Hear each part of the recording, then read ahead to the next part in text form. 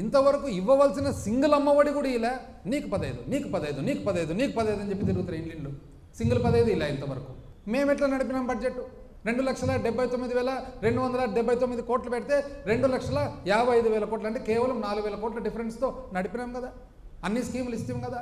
చివరకు ఎలక్షన్లప్పుడు రావాల్సిన ఆసరా చేయూత కూడా మీరు ఆపుతారు, కంప్లైంట్ చెప్పి ఆపుతారు. ఎలక్షన్ పోలింగ్ అయిపోతాను ఇచ్చిరు కదా, తూచా తప్పకుండా.